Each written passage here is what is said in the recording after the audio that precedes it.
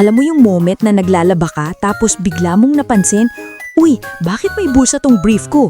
O kaya nung nagtutupi ka ng panty, bakit may bulaklak na lace dito hindi naman ito nakikita?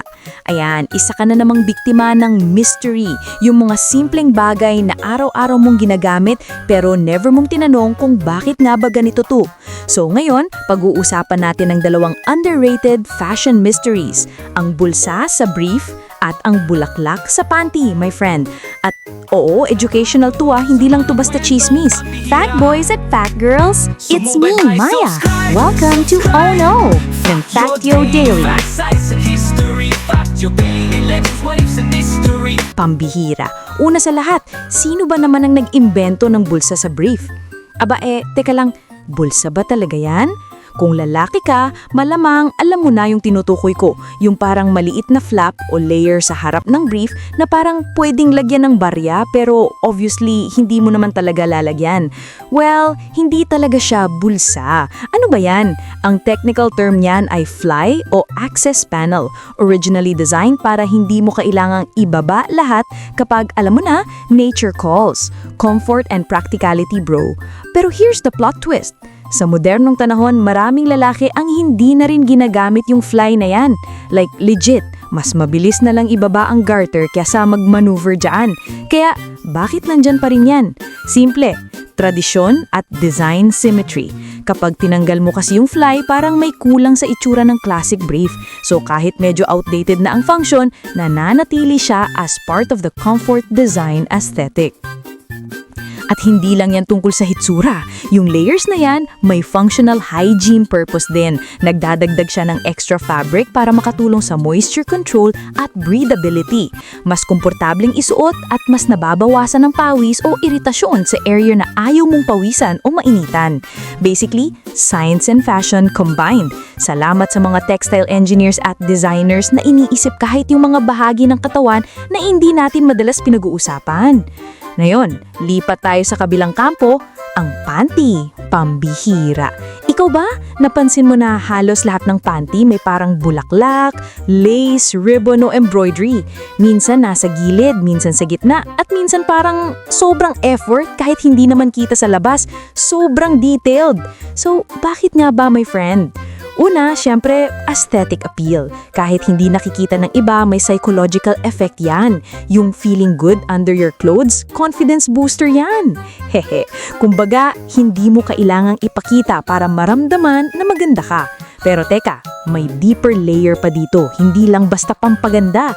Yung designs and lace patterns actually help with ventilation and comfort. Yup, science ulit.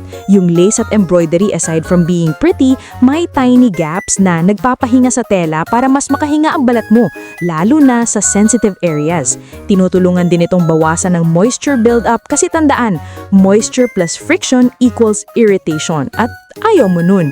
Kaya yung mga detalyeng akala mo arte ng, actually functional aesthetics pala, combination of comfort, hygiene, and style. Pero wait, may isa pang hindi madalas napapansin, yung lining or pocket-like fabric sa loob ng panty. Yup, yan yung parang maliit na bulsa sa gitna, sa may crotch area.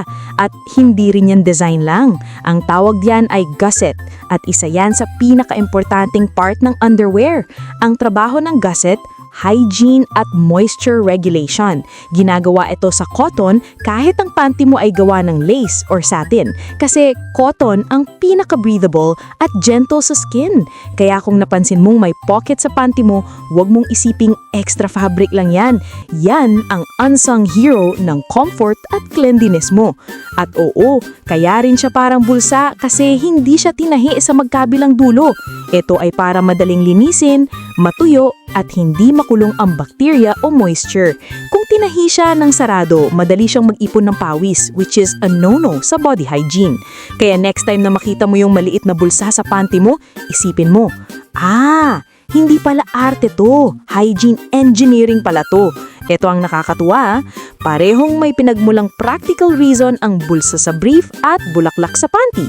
Pero habang lumipas ang panahon, naging halo na ng function and fashion. Parang sining na rin siya ng katawan at comfort, kung saan ang bawat tahi, lace at fold ay may dahilan. Ang mga designer hindi lang basta nagpapaganda, pinag-aaralan din nila kung paano tumutugon ang katawan mo sa init, pawis at galaw, ang tinatawag na body temperature regulation or skin thermal regulation.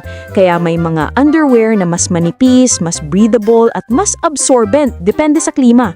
Ibig sabihin, hindi lang basta cute o macho tingnan, pero tinutulungan din nilang panatilihin ang tamang temperatura at comfort level ng katawan mo, lalo na sa mga parte ng katawan na may mas mataas na sensitivity sa init. So yes, science meets art meets comfort. Ano daw? Pero sige, let's go deeper. Pambihira.